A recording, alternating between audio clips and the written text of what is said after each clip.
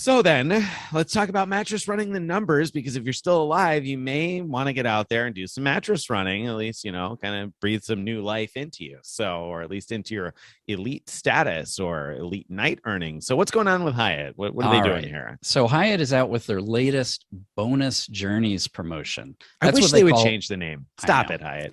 I got the app notification, Bonus Journeys is back. And I was like, no, it's not. Something new.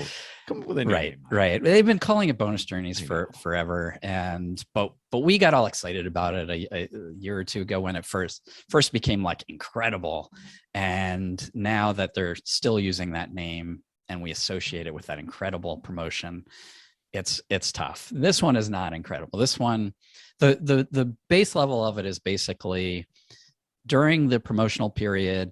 If you stay 2 nights, and it doesn't have to be in one stay, it could be, 2 separate nights, you get 2,022 bonus points. So that's obviously based did they come on up with that idea? It's based on the year 2022. Oh, I see what they did there. Yeah.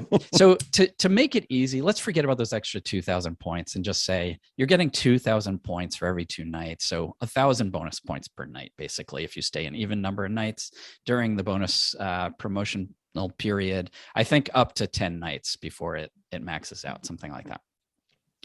Then there's another component to it, which is if you're a credit card holder, World of Hyatt credit card holder, and you stay in one of, I think there's 10 cities. I don't know why they did that.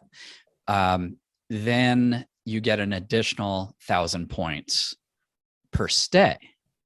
So the way to maximize that is to, of course, have 1-night stays.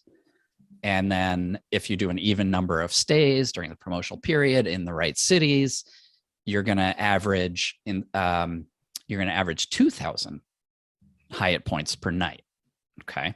Mm-hmm. So that's all kind of nice. Not bad. And 2,000 points a night. That's good.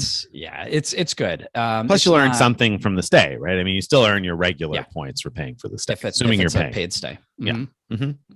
Yeah. And another thing worth mentioning is there is an existing promotion to earn American Airlines miles on Hyatt stays in select cities. And a lot of these select cities overlap.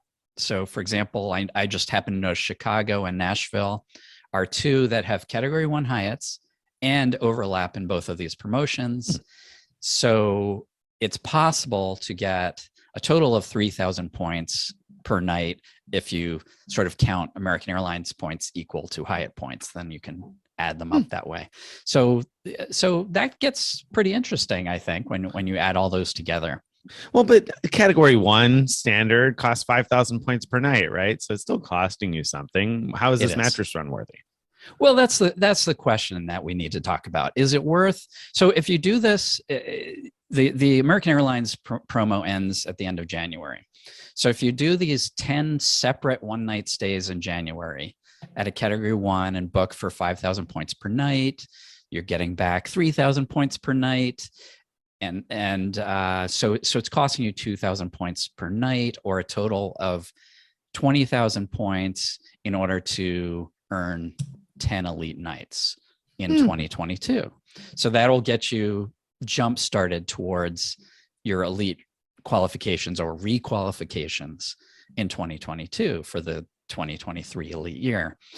So what do you let me bring up one other variant on this is that I've looked at, but I don't think is practical. The other variation is to wait until March when off-peak pricing is possible.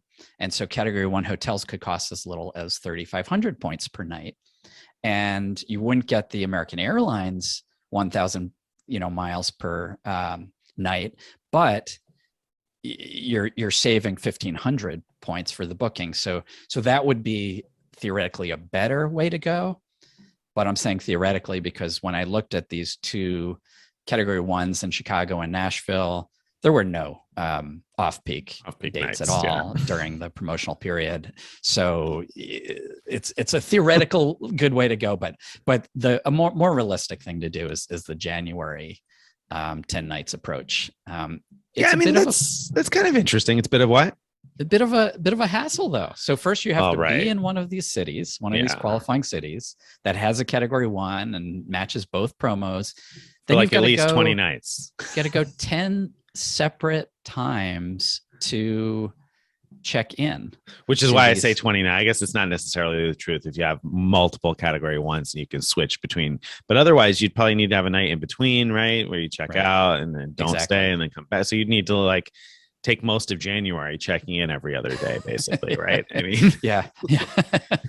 so Does that sound fun? Yeah, I mean, lots of fun. Yeah, that sounds like a blast for not that much return. I don't know. I mean, if you live in Chicago, or I don't know if Dallas was an overlapping city, but I think Dallas has a number of category 1s also. If you live in a city like that has a bunch of category 1s, maybe. I mean, I could see for 20,000 points picking up 10 elite nights for a lot of different reasons. But if you want to just play with the accounting a little bit and look at it and say, well, you know what, I'm going to spend 15,000 on my World of Hyatt credit card anyway in order to get the annual free night certificate, and I'm going to get 6 elite nights from the spend, and then the 15,000 points from that spend is going to mostly cover another 10 elite nights, or what, 3/4 of that, right? So it's going to cover like 7.5 elite nights, so to speak, on top. So that 15K spend is going to replenish your points for the stays you make in January. Then I'm like, altogether, if you play with the account, I mean, obviously there's better ways to generate 20,000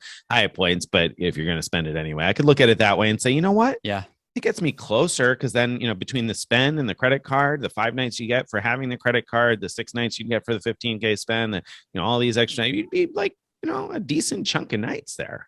right. Yeah, so for me, no way. I think it's way too much work. I can't imagine driving out to a Hyatt house or whatever it is, Hyatt Place, every other night to check in, and no, not for me. Not for me at all. There's not any category 1 near me, so I'm definitely not doing it myself. But I don't know. I mean, if I lived within a few miles of one, maybe. But that's going to apply to such a small group of people who live within a few miles of one and also value. I still wouldn't do it. It's just you still wouldn't do it. No, I still wouldn't do it. I just don't. I don't think it's a good enough deal. Like maybe by doing that I was coming out net even or net ahead with points, but I'm not. And so I'm spending a lot of time. Are you going to get to 60 nights otherwise? 10 elite nights. Yeah, well, I have the World of Hyatt credit card, so I can always do it through spend on there, and I might pick up the business card as well to do a combo approach.